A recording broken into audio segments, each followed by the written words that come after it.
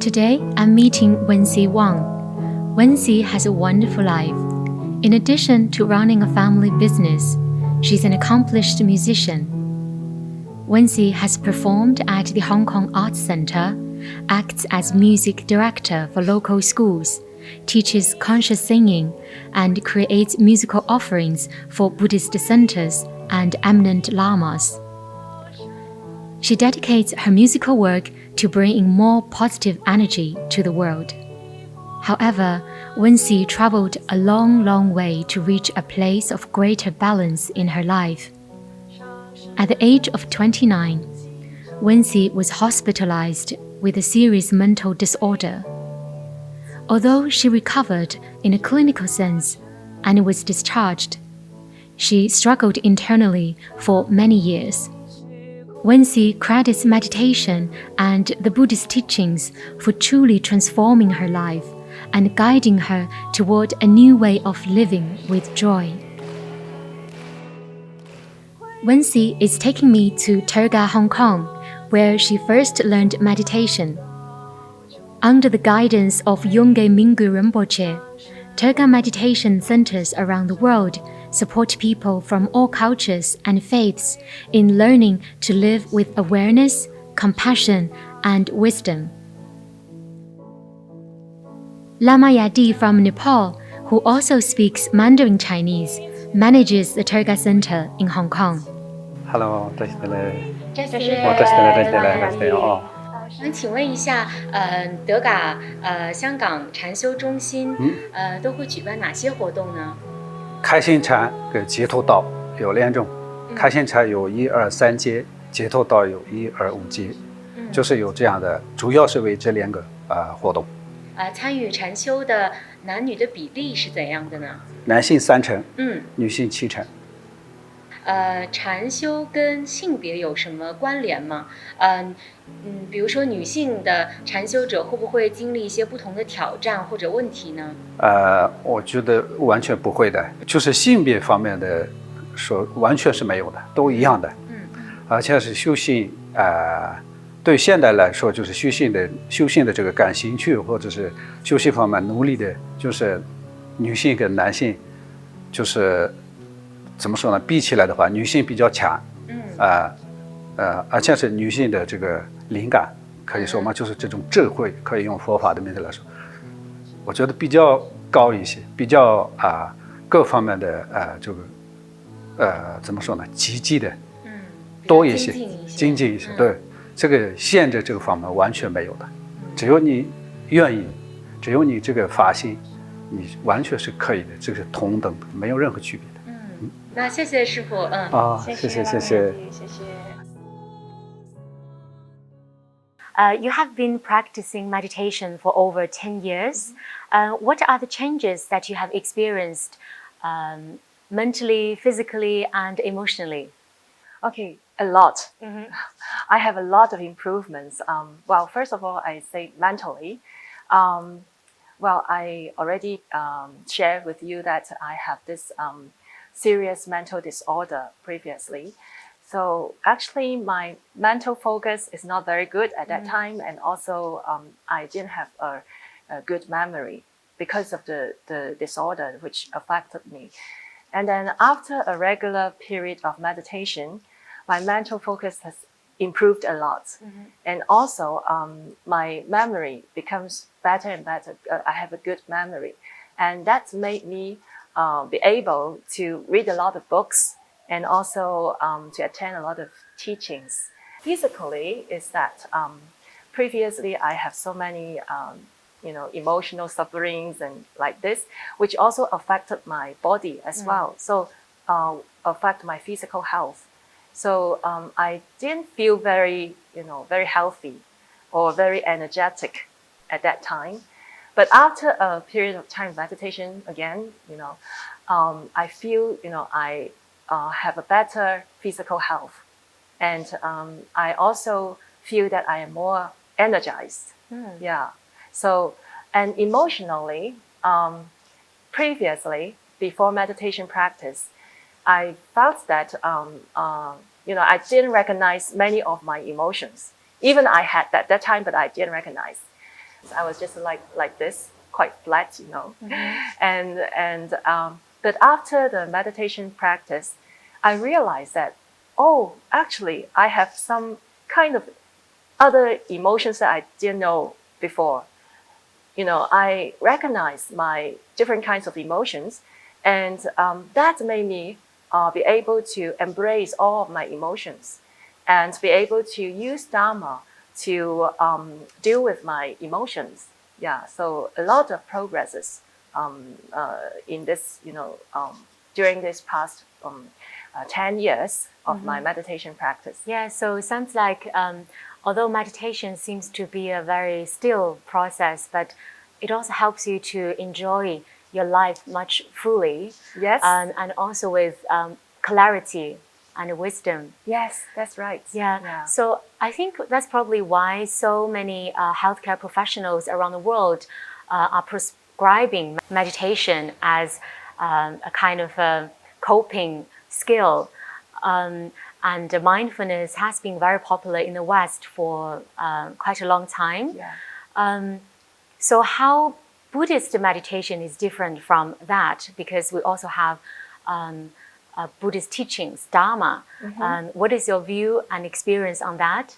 Well, I feel that, you know, in a society or the Western countries especially, there are a lot of different kinds of meditation practices, and they promote that meditation is able to reduce anxiety or reduce stress. But I think for me, Buddhist meditation, which inseparable with Dharma, is much more than that. You know, much more than that. So, like how much? So, because well, for Buddhist meditation, at the beginning, of course, we would like to calm our mind, you know, like quiet our mind. But we also have to do self-reflection and introspection. We observe ourselves, and then we have self-knowledge, and then that will make us be able to transform by using Dharma. For example, I just said I recognize my emotions. And in Vajrayana, for example, that I am practicing, so Vajrayana, every emotion, no any emotion is rubbish. You know, every emotion can be useful. We can use different kinds of emotion, even negative emotion, to transform. We can transform the negative emotions into wisdom. So I think according to Dharma, we can not even calm our mind or to reduce anxiety, but we make use of our inner poison, inner poisons, as we said in Dharma, and we use it and then transform it into wisdom.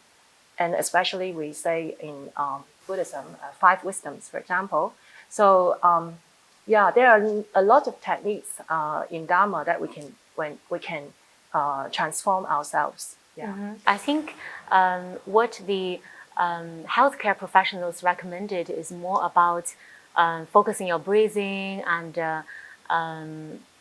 yeah, it's mainly about breathing.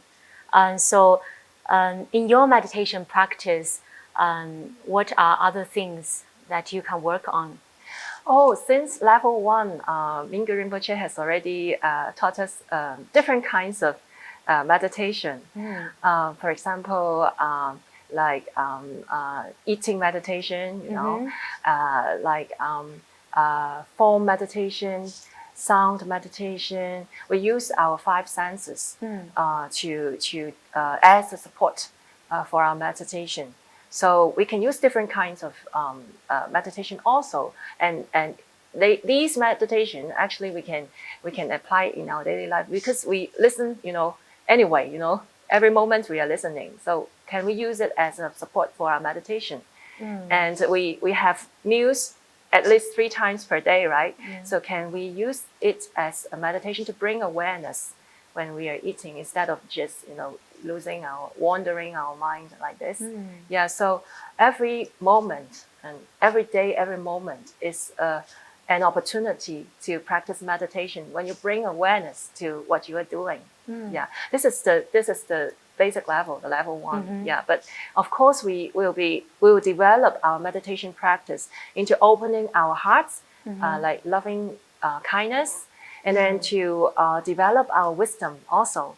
Yeah, so it is level 1, 2, and level 3. So yeah, I see. Yeah, it sounds like in the healthcare practice, meditation is more like a pill that you take from the outside. But Buddhist meditation really encouraged you to find your strength and wisdom and love from inside and live it. Yeah, it is the inner strength and the inner joy that come from inside. And also, after a period of time of regular meditation, we will have insight and clarity.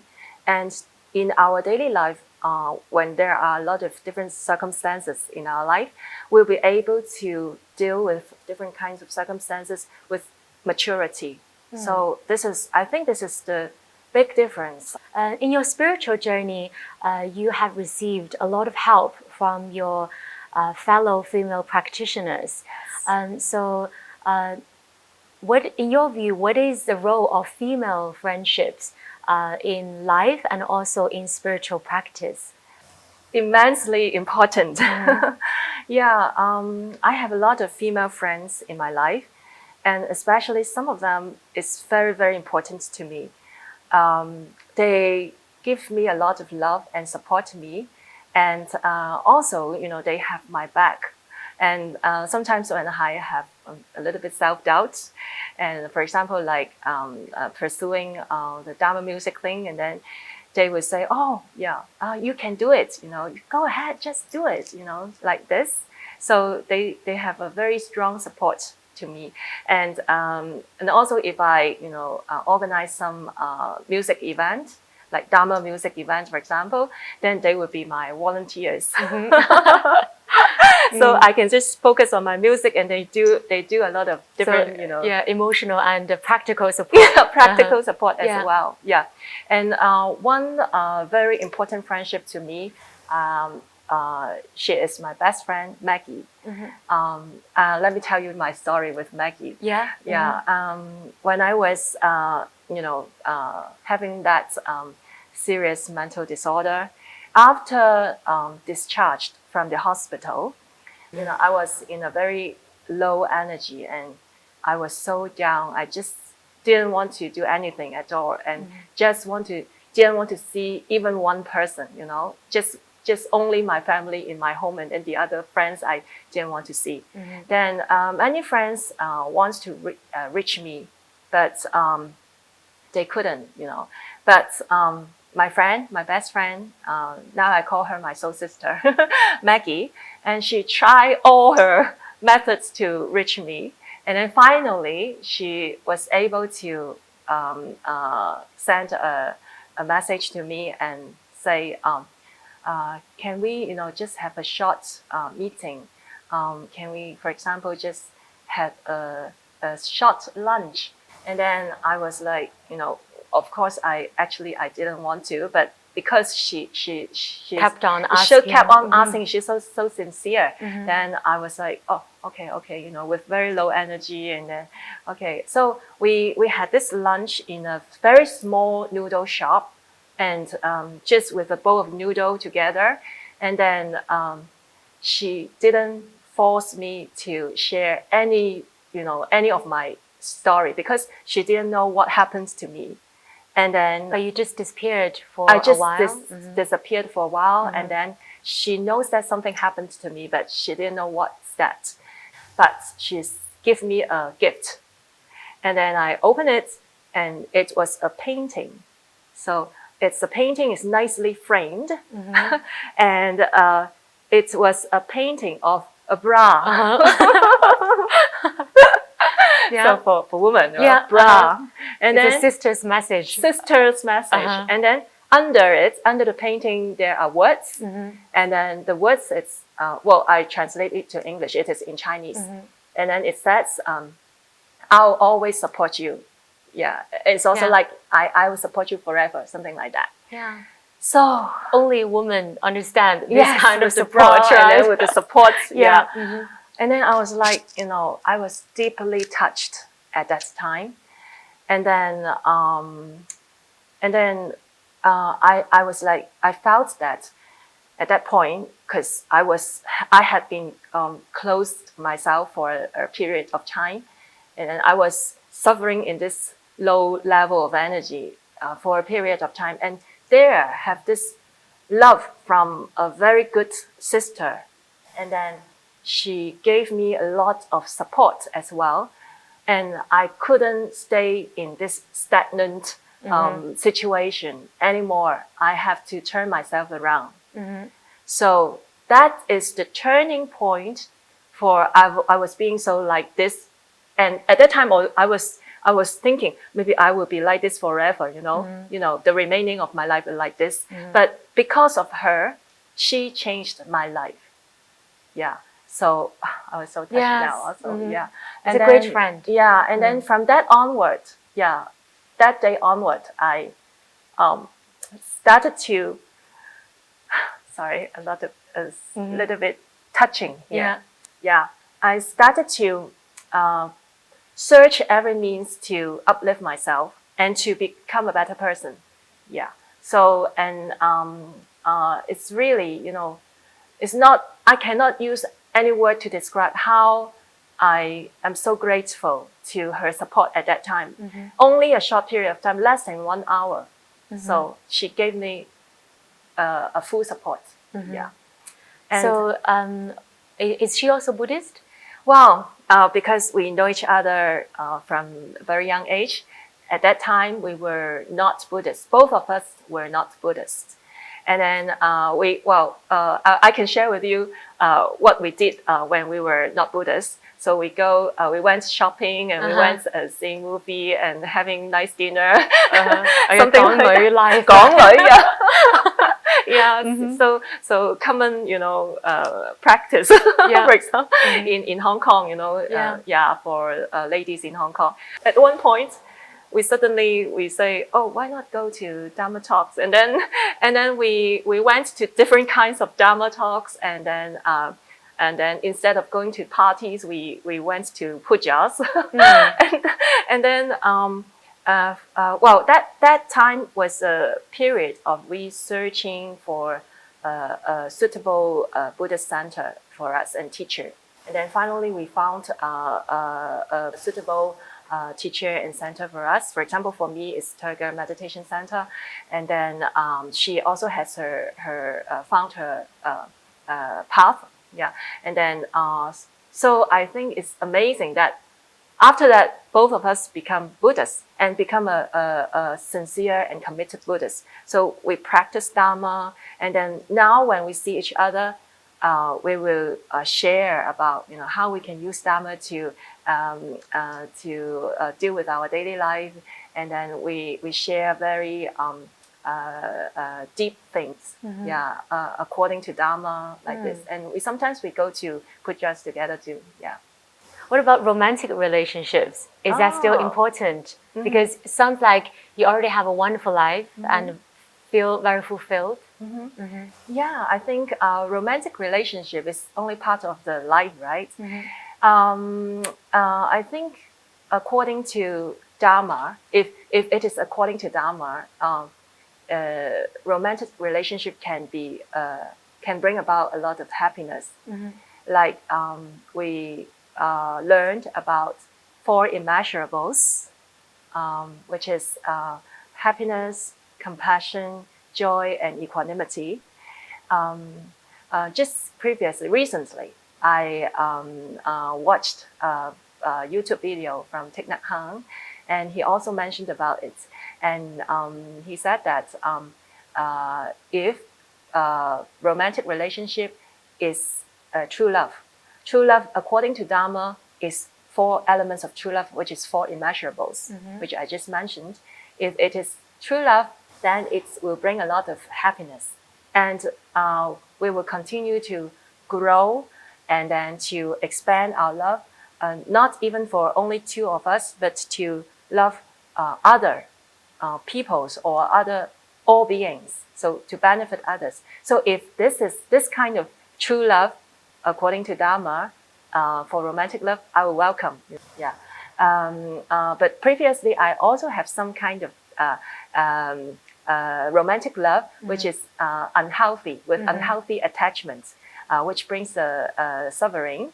So I would not prefer this kind of romantic love at this moment, because especially I am now more committed to Dharma. You mentioned growth, like moving forward. Then as a person, as an individual, what drives you to move forward? Now, the foundation is bodhicitta.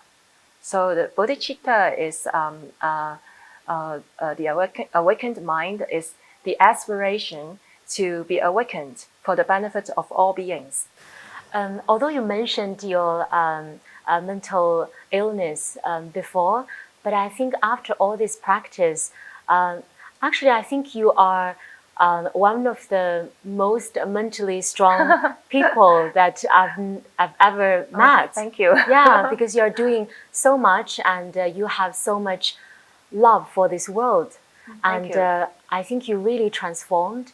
And I also know that after all these transformations, you also met your guru. Yes. And started Vajrayana practice. Would you please explain to the general audience that what does it mean to have a guru? So, wow, first of all, I think sometimes I just cannot use words to explain my feeling. I have this feeling of a very strong connection with my guru, Anam Thubten Rinpoche, and I think it is like a karmic connection that cannot use words to explain. Even though he is, on the stage and then doing a public Dharma talk, and then I was sitting in the audience, for example, then I will feel like his teachings just resonates with me and just talking to me directly, like this. So he really helps me a lot in my practice and the progress in my life, and become have more inner strength and inner joy. He always invites us to have the commitment to continue to have consistent, regular practice. So he always emphasized practice is very important. And also, Rinpoche also said, generally, our devotion is our devotion to life. That is, we have to trust life. And in our life, there are a lot of circumstances, favorable circumstances and unfavorable circumstances. After many years, for example, if you look back, this is one of the opportunity for you to grow yourself, and you become a better person because of this.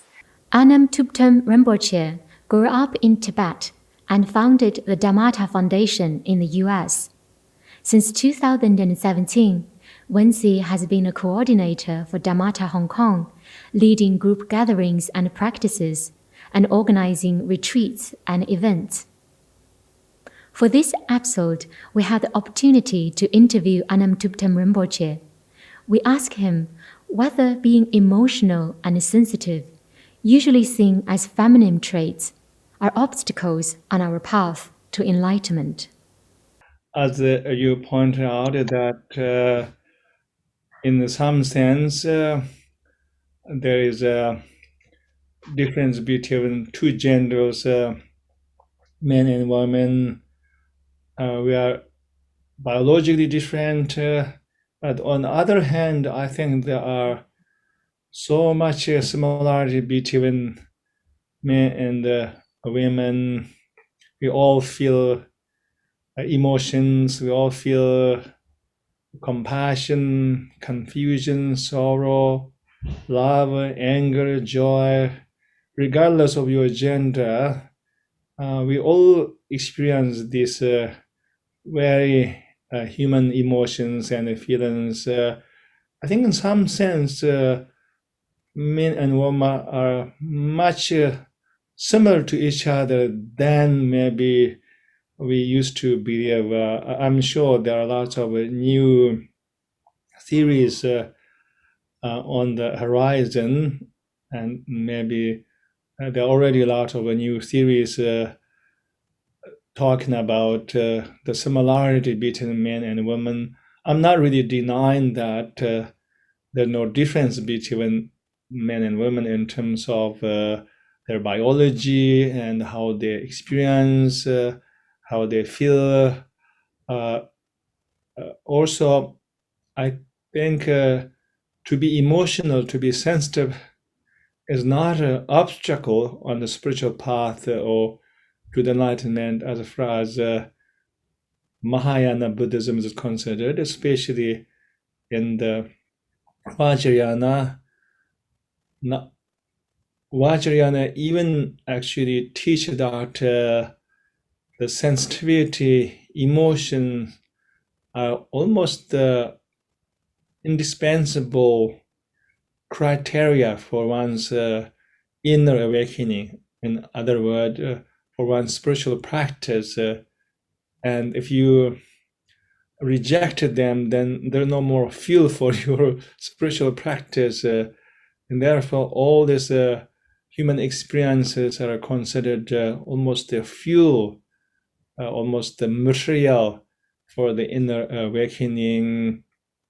And therefore, you hear this notion like transformation, the idea of not rejecting your human emotions and feelings, but to embrace them and to even transmute them into a more awakened experience, like enlightenment or pure awareness. As far as I know, that Vajrayana and Mahayana both encourage us to embrace those experiences.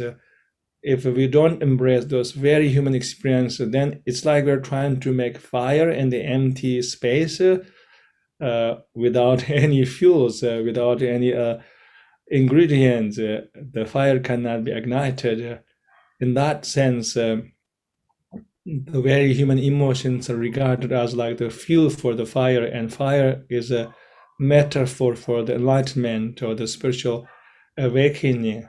In that sense, not only these experiences are not obstacle for spiritual path, but they're very much needed for the spiritual path. How music became your way to express devotion? Oh, that's back to 2013 when I had a regular meditation practice for a period of time. I have this aspiration, just like New Year resolution, I have these aspirations to break through my fear inside. I have a lot of fear inside at that time, that I have self-doubt, not courageous to do what I really want to do. And also I was influenced by other people's words, like my family, for example. They may say, oh, you cannot do this or that, Maybe also to protect you. Protect me, yes, of course. Yeah, certainly. Yeah. So, but myself have this kind of all the fears inside.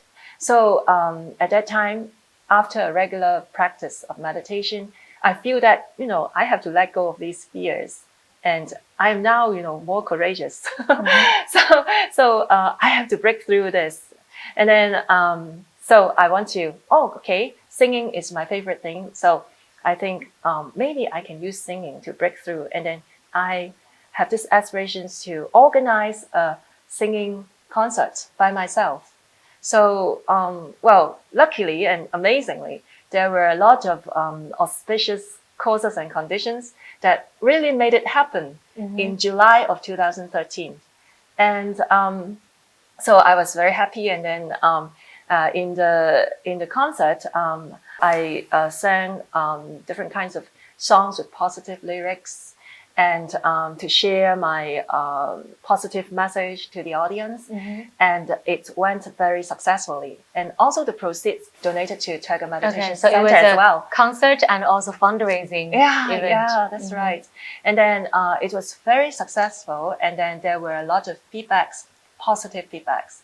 And then after that, later on, I received a lot of invitations from different kinds of Buddhist organizations to invite me to offer singing in their events, like pujas and a vegetarian banquet, something like that. And also in Tergar Meditation Center here, we have a choir. And so they also invited me to compose songs for the choir. And they are also very open-minded to let me to arrange differently for the traditional tunes of some songs. So there are a lot of opportunities for me to express myself using my music and singing. And I started to develop this, my love in the singing, my passion in the singing and music, to incorporate it in Dharma. Yeah, that's great. Maybe for some people, Buddhist music is somewhat new, but actually, just like in other religions, music has always played a very important role in Buddhism. If we go to Dunhuang and look at all the wall paintings, we see a lot of depictions of heavenly musicians and mythical creatures play music, sing songs, and make offerings to the Buddha. Yes, that's right. Actually, in Tibetan Buddhism, some liturgy, when we do 16 offerings, for example, there was music offering, in the text, in the liturgy. Yeah. So, are you going to play a song for us today? Yes. Offer a song to our my audience. Pleasure, my pleasure. So I would like to share this song because this is everybody knows this mantra. It's Om Mani Padme Hum. So let's for do this. Avalokiteshvara, Guanyin. Avalokiteshvara.